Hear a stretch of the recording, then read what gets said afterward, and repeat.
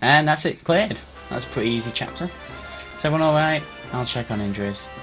Those crows make fierce opponents. Nazir, how's the ship? Completely immobilized, we can't shake free of this reef. I feel useless just waiting around here. There has to be something I can do to help.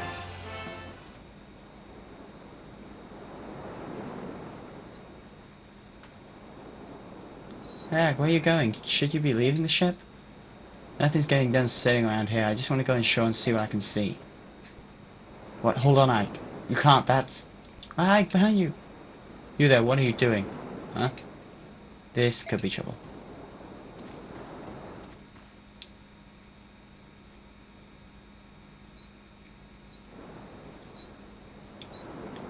This is Goldoan territory. Outsiders are not permitted.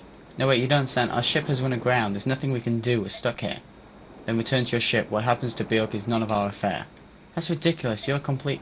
You have been warned. You will not be warned a second time. Hey. Cease this at once. What do you think you're doing?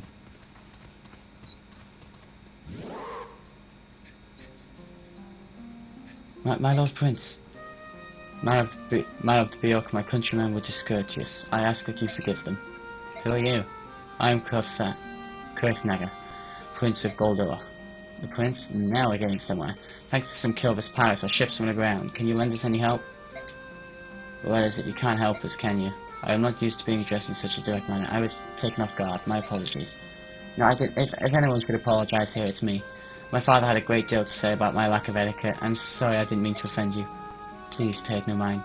I am more concerned with the misfortune your journey has met. Of late, the ravens have grown ever more barbarous, and this cannot stand. My father will lodge a formal protest with Kilvis, I assure you. In the meantime, we shall help you with your ship. Gareth, direct the others to push their ship free. At once.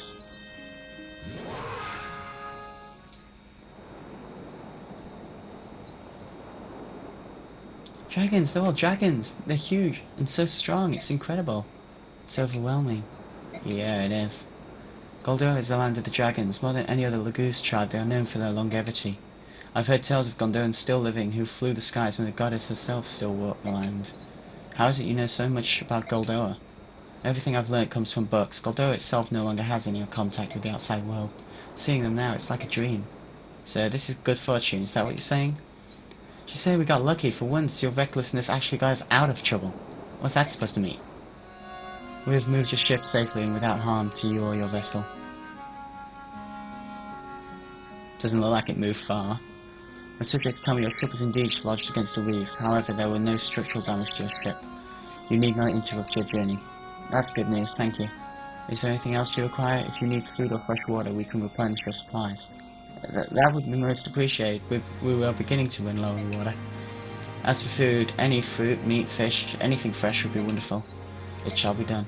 Gareth, will you see to it? Yes, at once. I know that Goldoa does not engage in trade with other nations, but will you accept gold in payment? Do not worry about payment. But you've done so much for us when you could have just left us to die out here. We must repay you somehow. Sweet courtesy is ever the herald of hospitality. Will this suffice to explain my actions? Hospitality? Is that for guests? As you know, Goldoa prefers isolation. We rarely see foreigners, especially Bjork, and even more rarely do we treat with them. Chance has brought us together, and I am grateful for this opportunity. In fact, I wish we could feast a while and converse. However, my father would never allow it. You can't expect us to accept so generous a gift, but I do. I insist that you consider it a personal gift from Goldoa's prince. However, I have made you uncomfortable, so if you feel you must decline... No, of course not. We'll be happy to accept your gift. We appreciate it. I'm so pleased you understand. Captain Nazir wants to depart as soon as possible. Understood. Well then, I beg your leave. Prince Kurthnagar, I won't forget your kindness. Thank you. It was my pleasure. Take care.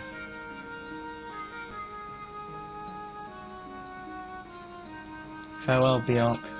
May your journey be safe.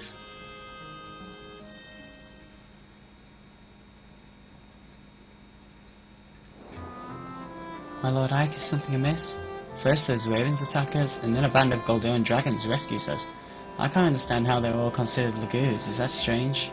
No, I see what you're saying. Just as there are both good and evil Bjork, there must be good and evil Lagoos as well. They're so distinct in appearance, it's tempting to assume each race is, as a whole, intrinsically good or evil. That it is. The beast tribe of Gallia and the dragons of Goldia seem so honourable, and the birds of Kilvas and Phoenicius seem so cruel. It seems so easy to reduce them all to good or evil. I'm sure it can't be as simple as that. Look at us, Beorc. Danes are evil and Crimeans are not. It's as simple as that. Oh wait, there were those prejudiced fools we met in the port. They weren't all that honourable. Maybe you're right. Much of what seems good and evil is simply a matter of perspective, Ike.